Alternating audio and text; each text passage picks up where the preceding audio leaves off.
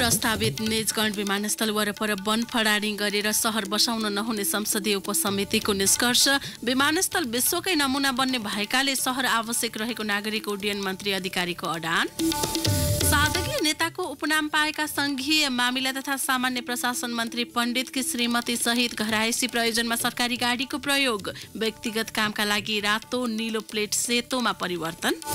काठमाडौँमा कतारी संयन्त्र स्थापनाका लागि 13 वर्ष अघिको श्रम सम्झौता पुनरावलोकन गर्नुपर्ने नेपालको शर्त। भिसा सेन्टर स्थापना गर्ने कतारको तयारी। मध्य अफ्रिकी मुलुक क्यामरूनको एक विद्यालयबाट 79 विद्यार्थी सहित 82 जनाको अपहरण, अवस्था अज्ञात। र पोखरा प्रिमियर लिग पीपीएल क्रिकेटको उपाधिका लागि चितवन र पोखरा बीच प्रतिस्पर्धा हुँदै। नमस्कार, कान्तिपुर डायरीका साथमा साथी दिवा र म इन्द्रलक्ष्मी। समाचार अब विस्तारमा। संसदको अन्तर्राष्ट्रिय सम्बन्ध समितिद्वारा गठित उपसमितिले प्रस्तावित निजगढ विमानस्थल वरपर वन फडानी गरेर शहर बसाउन नहुने निष्कर्ष निकालेको छ। निर्माणस्थलको हिजो हवाई अवलोकनपछि कम क्षतिमा विमानस्थल बनाउनु पर्ने निष्कर्षमा उपसमिति पुगेको हो।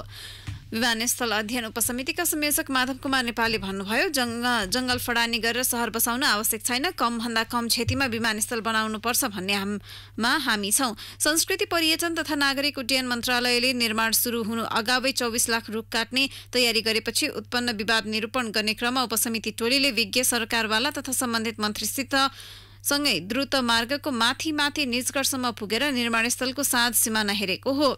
संयोजक नेपालले भने, विमानस्थल बनाउने भनिएको ठाउँ कस्तो रहेछ र त्यसलाई काठमाडौँसँग जोड्ने गरी बन्न लागेको बाटो कति बनेछ भनेर हेर्न जरुरी रहेको बताउनुभयो। उहाँले भन्नुभयो, फास्ट ट्र्याकको काम सन्तोषजनक छ। विमानस्थल चाहिँ 23 वर्षसम्म सुरु भएको छैन। अब यसलाई छिटै कसरी अघि बढाउन सकिन्छ भन्ने बारे भ्रमणले केही आधार दिएको छ। निरीक्षणपछि कान्तिपुरसँग कुरा गर्दै नेता नेपालले विमानस्थलसँगै पर्यटकीय शहर बनाउने पर्यटन मन्त्रालयको प्रस्ताव अस्वीकार्य रहेको बताउनुभयो। उहाँले भन्नुभयो, त्यसरी शहर बनाउँदा ठूलो क्षेत्रफलमा जंगल फडानी गर्नुपर्छ, जुन जरुरी छैन। शहर बनाउने अलि पर सिमरामा बनाए हुन्छ। सिमरामा शहरका लागि उपयुक्त जमिन भए नभएको पनि टोलीले अवलोकन गरेको थियो। सँगै गएका पर्यटन मन्त्री रविन्द्र अधिकारीले भने, विमानस्थल छेउमा शहर आवश्यक रहेको दोहोर्याउनुभयो। उहाँले भन्नुभयो, यो विमानस्थल संसारकै राम्रो मध्येको हुनेछ र त्यहाँ लामो दूरीका हवाईजहाज ट्रान्जिटका लागि अवतरण गर्नेछन्। संघीय मामिला तथा सामान्य प्रशासन मन्त्री लालबाबु पण्डितले प्रधानमन्त्री तथा मन्त्री परिषद कार्यालयलाई गत चैत्र 29मा सम्पत्ति विवरण पेश गर्दा लेख्नु भएको थियो, सवारी साधनका नाममा पुरानो साइकल मात्र। त्यतिबेला सादगी नेता भनेर उहाँको प्रशंसा पनि भयो। यति बेला तिनै मन्त्रीको निवासदेखि सचिवालयसम्म गाडीको लस्कर छ। मन्त्री नहुँदा सार्वजनिक बस, टेम्पो तथा साइकल प्रयोग गरेका उनै पण्डितले पत्नीदेखि स्वकीय निजी सचिव र कार्यकर्तासम्मलाई सरकारी गाडी उपलब्ध गराउनु भएको छ। उहाँको घरायसी काममा समेत सरकारी गाडी, इन्धन र चालक छन्। उहाँसँग मन्त्रालयले उपलब्ध गराएको फोर्डको सुविधायुक्त गाडी छ। यसबाहेक उहाँलाई गृह मन्त्रालयले बा2 1075 नम्बरको कार पनि दिएको छ। गृहले मन्त्रीको शपथ लिएकै दिन फागुन 3मा सशस्त्र प्रहरीका एक चालक सहित सो गाडी उपलब्ध गराएको थियो। सो गाडी अधिकांश समय मन्त्री निवासमै हुन्छ। पत्नी विमला महतका लागि मन्त्रालयकै नाममा रहेको बा1 9847 नम्बरको गाडी उहाँले तान्नु भएको छ। यसअघि सो गाडी तत्कालीन स्थानीय विकास राज्य मन्त्री कुन्ती कुमारी शाही चढ्नुहुन्थ्यो। सशस्त्र प्रहरीका सहायक हवलदार कृष्ण भण्डारीले चलाउने सो गाडीलाई हरेक दिन मन्त्री पत्नी विमलाले व्यक्तिगत काममा प्रयोग गर्दै आउनु भएको छ। मन्त्री पण्डितकै आग्रहमा सो गाडीको रातो नीलो प्लेट हटाएर सेतो राखिएको मन्त्रालयका अधिकारीले बताएका छन्। मन्त्री पण्डितले आफूले प्रयोग गर्ने 2वटा निवासमा थप 2 गाडी प्रयोग भएको पनि स्वीकार्नु भएको छ। उहाँले भन्नुभयो, सुविधाले पाउने गाडी बाहेक मसँग अरू छैन। कसले कुन चढ्छन् मलाई थाहा छैन। उहाँको निजी सचिवालयले तत्कालीन स्थानीय विकास मन्त्रालय मातहतको स्थानीय पूर्वाधार विकास तथा कृषि सडक विभागको बा2 555 नम्बरको हाइलक्स गाडी समेत दुरुपयोग गरिरहेको छ। मन्त्रालयका एक अधिकारीले भने, यो गाडी मन्त्रीकै मान्छे कार्यकर्ताले प्रयोग गर्छन्। चालक र इन्धन अनावश्यक काममा प्रयोग भएको देखेर पनि मन्त्रीज्यूले चाल नपाए जस्तो गर्नुहुन्छ।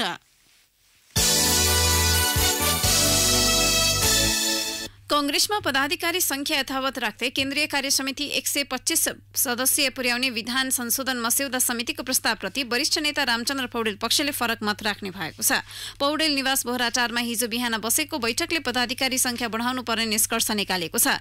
त्यस लगत्तै पार्टी केन्द्रीय कार्यालयमा बसेको मस्यौदा समितिको बैठकमा पौडेल पक्षीय सदस्यहरूले पदाधिकारी थप गर्ने प्रस्ताव राखेका छन्। 125 सदस्यीय केन्द्रीय कार्य समिति पुर्याउँदा पदाधिकारी 11 जना हुनुपर्ने प्रस्ताव छ। विधान मस्यौदा समितिका सदस्य समेत रहेका पार्टी केन्द्रीय सदस्य नवीन्द्र राज जोशीले सभापतिका अतिरिक्त 3 उपसभापति, 3 महामन्त्री, 3 सहमहामन्त्री तथा कोषाध्यक्ष गरी 11 पदाधिकारीको विकल्प अघि सारिएको बताउनुभयो। हाल केन्द्रीय कार्य समिति 85 सदस्यीय छ, जसमा सभापति, उपसभापति, 2 महामन्त्री, सहमहामन्त्री र कोषाध्यक्ष सहित 6 पदाधिकारी छन्। महामन्त्री पूर्णबहादुर खड्का नेतृत्वको मस्यौदा समितिले केन्द्रीय कार्य समिति बैठकमा प्रस्तुत गर्न तयार पारेको मस्यौदामा पदाधिकारीको संख्या हालकै 6 कायम गरी 125 सदस्यीय केन्द्रीय कार्य समितिको प्रस्ताव ल्याएको छ। 1.5 वर्षपछि हुने पार्टीको 14औं महाधिवेशनलाई केन्द्रमा राखेर नै संस्थापन पक्ष र संस्थापन इतर पक्षबीच विधान मस्यौदामै रस्साकस्सी चल्न थालेको छ। पदाधिकारीको संख्या बढाउने कि नबढाउने भन्ने विवाद यससँगै जोडिएको छ। संस्थापन पक्षमा नेतृत्वका लागि देउबा बाहेक अन्य प्रतिस्पर्धी छैनन्, तर संस्थापन इतर पक्षमा वरिष्ठ नेता पौडेल एक्ला हुनुहुन्न। उहाँको विकल्पमा महामन्त्री शशाङ्क कोइराला, पूर्व महामन्त्री द्वय प्रकाशमान सिंह, कृष्ण प्रसाद सुटौला, शेखर कोइराला मैदानमा छन्। पदाधिकारीका लागि केन्द्रीय सदस्य रामशरण महत, महेशाचार्य, अर्जुन नरसिंह केसी, गगन थापा लगायतको आकांक्षा छ। समितिले ल्याएको विधान संशोधन मस्यौदामा सहमति जुट्ने नजुटे संस्थापन इतर पक्ष फरक मत सहित केन्द्रीय कार्य समितिमा प्रस्तुत हुने भएको छ। केन्द्रीय कार्य समितिको बैठक आज बस्दैछ।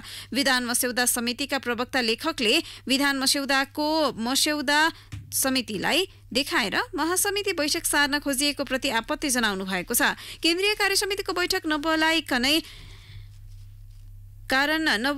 कारण मस्यौदा प्रस्ताव गर्न नसकेको भन्दै आफूहरूले धेरै अघिदेखि नै मस्यौदा तयार पारिसकेको उहाँले बताउनुभयो। 13 वर्ष अघि कतारसँग भएको श्रम सम्झौता पुनरावलोकनपछि मात्रै सरकारले काठमाडौँमा कतारी संयन्त्र स्थापना गर्न सहमति दिने भएको छ। सन् 2005मा नेपाल र कतार बीच भएको पहिलो श्रम सम्झौतामा कामदारको सुरक्षा र अधिकारका विषय थप गर्न दुवै पक्ष तयार भए पनि त्यस अगाडि नै कतारले भिसा प्रक्रियाका लागि भन्दै कतारले काठमाडौँमा श्रम, गृह र स्वास्थ्य मन्त्रालयको संयन्त्र स्थापना गर्न खोजेको हो। कतारको श्रम, गृह र स्वास्थ्य मन्त्रालयका उच्च अधिकारी संलग्न उच्चस्तरीय टोलीसँग मंगलबार श्रम मन्त्रालयमा भएको बैठकमा श्रम, रोजगार तथा सामाजिक सुरक्षा मन्त्री गोकर्ण विष्टले कतारी संयन्त्र श्रम सम्झौतामा उल्लेख हुनुपर्ने शर्त राख्नु भएको थियो। मन्त्री विष्टको भनाई उद्धृत गर्दै बैठकमा सहभागी श्रम मन्त्रालयका अधिकारीले भन्नुभयो, दुई देशबीच भएको सम्झौतालाई समय सापेक्ष बनाउन पुनरावलोकन गर्न लागि छ। यी विषय सम्झौतामा उल्लेख भएपछि मात्रै कार्यान्वयनमा आउन सकिन्छ। यी विषय कतारमा हुन गइरहेको प्राविधिक बैठकले टुङ्ग्याउनेछ। 5 दिनको अस्पताल बसाएपछि फर्किएका प्रधानमन्त्री केपी ओलीको स्वास्थ्य सुधार भएपछि अझै केही दिन सार्वजनिक कार्यक्रममा नजाने हुनुभएको छ। उहाँले अहिले अत्यावश्यक काम प्रधानमन्त्री निवास बालुवाटारबाटै गरिरहनु भएको छ। नियमित भेटघाट कम गर्नुभएको छ। प्रधानमन्त्रीका प्रेस सल्लाहकार कुन्दन अरियालले भन्नुभयो, अझै केही दिन निवासमै आराम गर्नुहुन्छ, तत्काल सार्वजनिक कार्यक्रममा जानुहुन्न। महत्त्वपूर्ण काम निवासबाटै गरिराख्नु भएको छ। हस्ताक्षर गर्नुपर्ने फाइलहरू निवासमै मगाउने गरिएको छ। कान्तिपुर डायरीमा अब ब्रेकको पालो। ब्रेकपछि अब बाँकी प्रसङ्ग। हिन्दू धर्मावलम्बीको दोस्रो ठूलो चाड तिहारको दोस्रो दिन आज घर घरमा सुरक्षा गर्ने कुकुरको पूजाआजा गरी मिठा मिठा खानेकुरा खान दिई मनाइँदैछ। कार्तिक कृष्ण चतुर्दशीका दिन कुकुरको पूजा गरी खानेकुरा खान दिए यमराजको ढोकामा द्वारपालका रूपमा बस्ने श्याम र सबल नामका कुकुरले यमलोक जाँदा बाटो छाडिदिने धार्मिक विश्वासका साथमा कुकुर तिहार मनाउने गरिएको नेपाल पञ्चाङ्ग निर्णायक समितिका अध्यक्ष प्राध्यापक डाक्टर रामचन्द्र गौतमले जानकारी दिनुभयो। कुकुरले महाभारतका महत्वपूर्ण पात्र धर्मराज युधिष्ठिरलाई स्वर्ग यात्रामा समेत साथ दिएको धार्मिक विश्वास छ। कुकुरलाई आज्ञा पालक र सुरक्षामा भरपर्दो घरपालुवा जनावरका रूपमा लिइन्छ। यसैबीच आज बिहानै अरुणोदय कालमा नदी वा तलाउमा गई स्नान तर्पण गरेर यमदीप दक्षिण फर्काएर बाली बगाउनाले मृत्युपछि नरकको दर्शन गर्नु नपर्ने धार्मिक विश्वास पनि रहिआएको गौतमले बताउनुभयो। यसरी बत्ती बालेर बगाउनुलाई नर्के बगाउने पनि भने भनिन्छ। यमपञ्चक अर्थात् तिहारका 5 दिन तिलको तेल लगाएर स्नान गर्ने चलन समेत रहेको छ। जंगलमा भेडा बथान बीच काली र सेरू यी दुई भेडा होइनन्, तिनलाई हेर्ने गोठाला कुकुर हुन्। छायानाथ रारा नगरपालिका 6 की 41 वर्षीय काली सेजवालको गोठमा 120वटा भेडा छन्। भेडालाई जंगल चराउन उनी जानु पर्दैन। भेडाको रेखदेख यिनै दुई कुकुरले गर्छन्। लिउडे गाउँकै चाउरा सेजवालका 70 भेडा चरण गर्दा बकी नामको कुकुरले रेखदेख गर्छ। कुकुर पूजाका दिन यिनलाई विशेष पूजा पनि हुन्छ। आज्ञाकारी मानिएको जन्तुले मान्छेलाई लगाएको अतुलनीय गुणको भारा तिर्न हिन्दू धर्ममा यमपञ्चकको दोस्रो दिन तिहारमा टीका र सयपत्री फूलको माला लगाई सकेसम्मको मिठो खानेकुरा खुवाएर कुकुरको पूजा गरिन्छ। लेकाली बस्तीका बासिन्दाले कुकुरकै भरमा व्यावसायिक भेडा पालन गरिरहेका छन्। भेडा पालन सहज बनाएकाले स्थानीयले कुकुरलाई परिवारका सदस्य झैं माया गर्छन्। भेडा पालन गर्न कुकुर अनिवार्य भएको स्थानीयको भनाइ छ। भेडा चराउने कुकुरलाई स्थानीय भाषामा भेडे गुवालो भनिन्छ। डोल्पाको ठुलीभेरी नगरपालिका 9 कालागौडामा हिजो जीप दुर्घटना हुँदा 10 जनाको मृत्यु भएको छ। 2 जना गम्भीर घाइते भएका छन्। जीप ढुङ्गामा चिप्लिएर खसेको अनुमान प्रहरीको छ। दुनैबाट सोमपानीतर्फ जाँदै गरेको भे1 छ। 16-10 नम्बरको जीप सडकबाट 40 मिटर तल भेरीमा खसेको हो।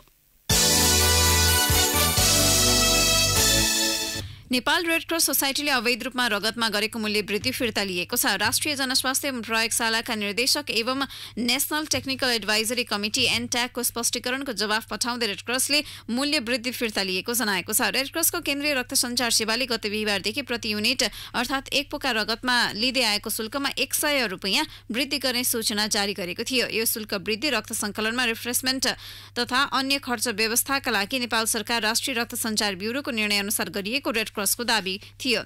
तर सरकारी निकायले भने शुल्क बढाउने निर्णय रक्त सञ्चार सेवाको एकलौटी रहेको जनाउँदै त्यस्तो सिफारिसमा निर्णय नगरेको स्पष्ट पारेको थियो। एनट्याकका अध्यक्ष डाक्टर हरिशचन्द्र उप्रेतीले कान्तिपुरसँग भन्नुभयो, उहाँहरूले गल्ती गर्नुभयो। आफ्नो गल्ती स्वीकार गर्दै सेवा शुल्क वृद्धि फिर्ता लिएको जानकारी पठाइएको छ।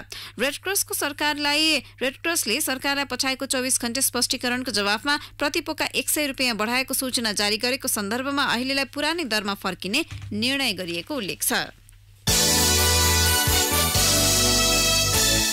माथिल्लो तामाकोसी आयोजनामा सर्वसाधारणका लागि छुट्याइएको शेयरभन्दा 4 गुणा बढी आवेदन परेको छ। आयोजनाले सर्वसाधारणका लागि 1.5 अर्बभन्दा बढी लगानीका लागि 1,50,90,750 किता छुट्याएको थियो। शेयरका लागि हिजो साँझ 6 बजेसम्म 3,36,000ले आवेदन दिएको शेयर बिक्री प्रबन्धक नागरिक लगानी कोषले जनाएको छ। सर्वसाधारण आवेदनकर्ताबाट 6 अर्ब 10 करोड बढी लगानीका लागि आवेदन परेको कोषको भनाइ छ।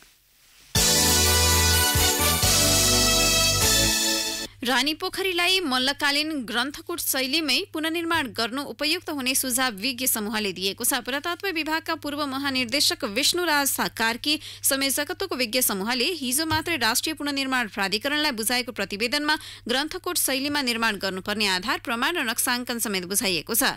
शैली र संरचनाको विवादमा अल्झिएर रानीपोखरी पुनर्निर्माण हुन सकेको थिएन। संयोजक कार्कीले कान्तिपुरसँग भन्नुभयो, मल्लकालीन शैलीमै निर्माण हुन सक्छ भनेर 1 वर्ष अघिदेखि बहस गर्दै आएका थियौं। अहिले हाम्रो दाबीका आधार ग्रन्थकुट संरचनाको नक्साङ्कन र प्रमाणसहित एकमुष्ट प्रतिवेदन दिएका छौं।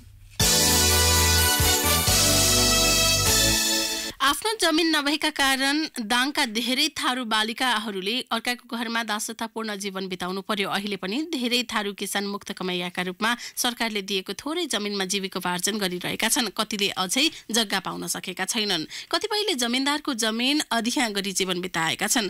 आफ्नो जमिन नहुनुको पीडा बोकिरहेका कमलरी बालिकाहरूले मुक्त भएपछि आर्थिक स्तर सुधारलाई मुख्य योजना बनाएर काम थाले। अन्ततः विभिन्न कार्यक्रमको खर्च बचाउँदै खाजा खर्च सङ्कलन गर्दै विभिन्न सङ्घ संस्था गुहार्दै र सहकारीबाट घुम्ती कोष परिचालन गर्दै रकम जम्मा गरे। त्यही रकमले घोराईमा जमिन पनि किन्न सफल भए। अब आफ्नै भवन बनाउने उनीहरूको योजना छ। सोही योजना अनुसार भवनको आइतबार धुमधामले शिलान्यास गरिएको छ।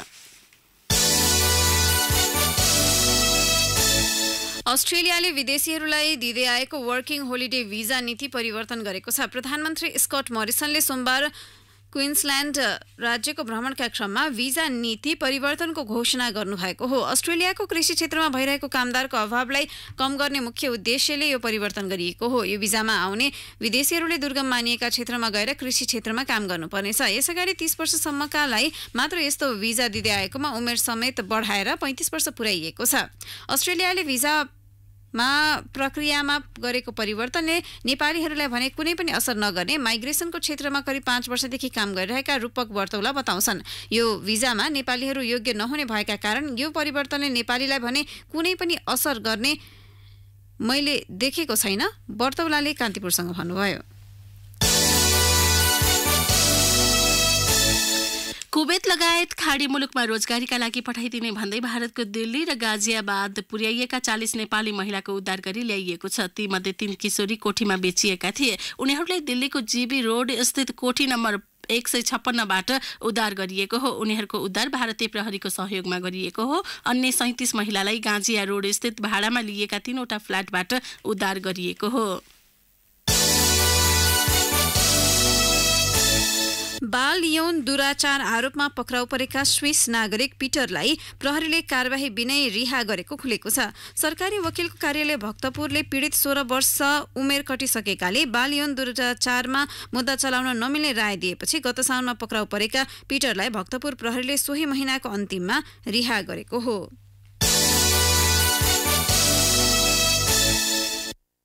नेपाल निर्माण व्यवसायी महासंघले सरकारलाई व्यवसायीको क्षमता हेरेर मात्र काम उपलब्ध गराउन आग्रह गरेको छ। समयमा निर्माण सम्पन्न नहुनुको मुख्य कारण व्यवसायीले क्षमताभन्दा बढी काम लिने गरेको उसले जनाएको छ। हिजो 11औं अधिवेशनले गरेका 35 बुँदे निर्णय सार्वजनिक गर्दै महासंघले निर्माण व्यवसायीको क्षमता अनुसार मात्र काम उपलब्ध गराउन अनुरोध गरेको हो।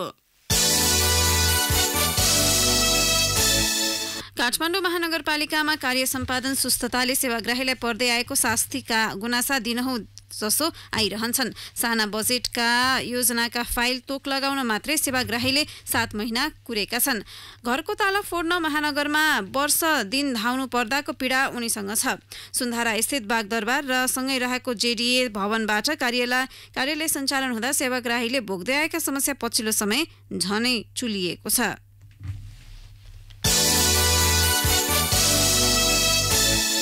कान्तिपुर पब्लिकेशन्सले नेपाल म्यागजिनको सम्पादकमा वसन्त बस्नेतलाई नियुक्त गरेको छ। उहाँ यसअघि सहायक सम्पादकका रूपमा कार्यरत हुनुहुन्थ्यो। कान्तिपुर दैनिकमा राजनीतिक संवाददाता रहिसकेका बस्नेतले यसअघि अन्नपूर्ण पोस्टमा समाचार सम्पादक तथा नागरिकमा वरिष्ठ संवाददाताका रूपमा पनि काम गर्नुभएको थियो। पोखरा विश्वविद्यालयबाट अंग्रेजी साहित्यमा एमए गरेका उहाँ राजनीति, समाज, संस्कृति लगायत विषयमा रिपोर्टिङ र विश्लेषण गर्दै आउनु भएको छ। कान्तिपुर डायरीमा फेरि पनि ब्रेकको पालो।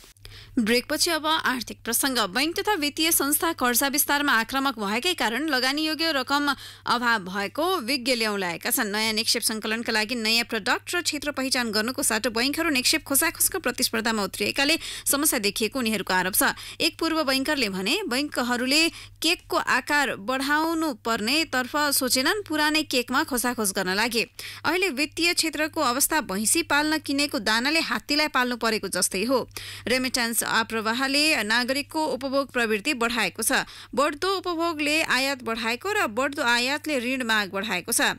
ऋणको माग बढे अनुसार निक्षेप सङ्कलन हुन नसकेपछि वित्तीय क्षेत्र असन्तुलन बनेको विज्ञहरूले जनाएका छन्। बैंकहरू ठिक हिसाबले चल्न नसक्दा समस्या आएको बैंक अफ काठमाडौँका प्रमुख कार्यकारी अधिकृत शोभन देव पन्तले बताउनुभयो। उहाँले भन्नुभयो, बैंकले पहिले ऋण दिने अनि मात्र निक्षेप खोज्न हिँड्नु भएन। बैंकहरू संयमित हुनु पर्यो। एकैपटक व्यवसाय बढाउन खोज्दा समस्या हुन्छ। संसदको सार्वजनिक लेखा समितिले चिनीको मूल्य प्रति किलो 63 रुपैयाँ कायम गर्न निर्देशन दिए पनि सरकारी स्वामित्वमा सञ्चालित साल्ट ट्रेडिङ कर्पोरेसन्सले 68 रुपैयाँमा बिक्री सुरु गरेको छ। सर्वसाधारणको सुविधाका लागि सञ्चालित पसलले नै संसदले तोके भन्दा 5 रुपैयाँ महँगोमा बिक्री सुरु गरेको हो। यो रकम साल्ट ट्रेडिङले पहिले बिक्री गरे भन्दा कम हो। दशैं अघि प्रति किलो मूल्य 76 रुपैयाँका दरले बिक्री गरेको थियो। केही डिपार्टमेन्टल स्टोरहरूले भने 59 रुपैयाँमै बिक्री गरेको सार्वजनिक भएपछि साल्ट ट्रेडिङको चिनी महँगो भएको भन्दै सर्वसाधारणले विरोध गरेका थिए। उसले करिब 1 महिना पश्चात मूल्य केही घटाएर पुनः बिक्री सुरु गरेको हो। अब अन्तर्राष्ट्रिय प्रसङ्ग। मध्य अफ्रिकी मुलुक क्यामेरुनमा एक विद्यालयबाट 89 विद्यार्थी सहित 82 जना अपहरणमा परेका छन्। पश्चिम क्यामेरुनको बामेडाको एक विद्यालयका प्रधानाध्यापक सहित अपहरणमा परेका ती विद्यार्थीको अवस्था अज्ञात रहेको बीबीसीले उल्लेख गरेको छ। सशस्त्र मिलिसिया समूहले अपहरण गरेको स्थानीय प्रशासनले दाबी गरे पनि सो समूहले जिम्मेवारी भने लिएको छैन।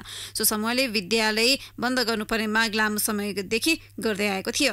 अपहरणमा पर्ने विद्यार्थी 10 देखि 14 वर्ष उमेरका छन्। विद्यार्थी अपहरण भएको भिडियो सामाजिक सञ्जालमा भाइरल भएको छ। सन् 2017मा छुट्टै मुलुक अम्बाजोनियाको माग गर्दै 20% अङ्ग्रेजी बोल्ने अल्पसंख्यक समुदाय सशस्त्र आन्दोलनमा उत्रिएको हो। सन् 1982 देखि सत्तामा रहेका पाउल बिया 70% मतसहित 7औं कार्यकालका लागि निर्वाचित भएपछि क्यामेरुनमा आन्दोलन चर्किएको हो। क्यामेरुनको उत्तर पश्चिम र दक्षिण पश्चिम क्षेत्र सशस्त्र द्वन्द्वग्रस्त मानिन्छ।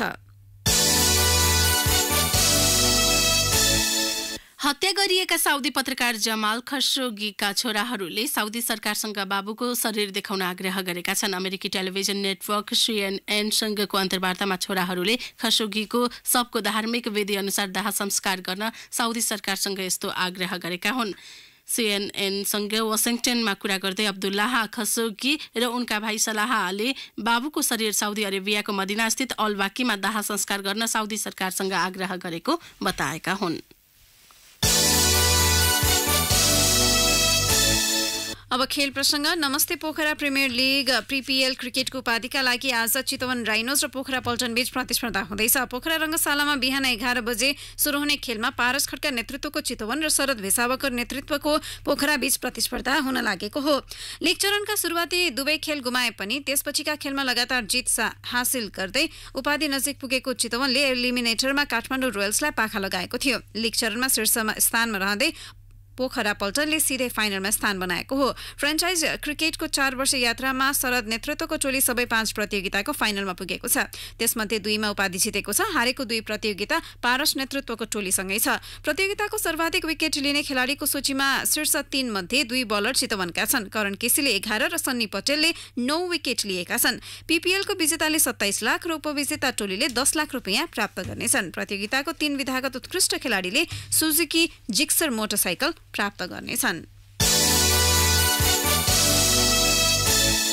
अब मौसम सम्बन्धी जानकारी। काठमाडौँ उपत्यका सहित मुलुकभरको मौसम सफा रहने जल तथा मौसम पूर्वानुमान महाशाखाले जनाएको छ। पूर्वी पहाडी भेगमा दिउँसो आंशिक बदली हुने महाशाखाको अनुमान छ। केही बेर अघि 9 डिग्री सेल्सियस मापन गरिएको काठमाडौँ उपत्यकाको अधिकतम तापक्रम आज 23 डिग्री सेल्सियससम्म पुग्नेछ। उपत्यकामा सूर्योदय बिहान 6:18 भयो भने सूर्यास्त भरे साँझ 5:17 हुनेछ। हवस् त यिनै प्रसङ्गसँगै कान्तिपुर डायरीको यो बुलेटिन यही सकिन्छ। बिहान 8 बजे डेभलपमेन्ट एन्ड इकोनोमिक्स डायरीका साथमा उपस्थित हुनेछौँ। तबसम्मलाई साथी दिवा र महेन्द्र लक्ष्मी बिदा हुन्छौँ। नमस्कार।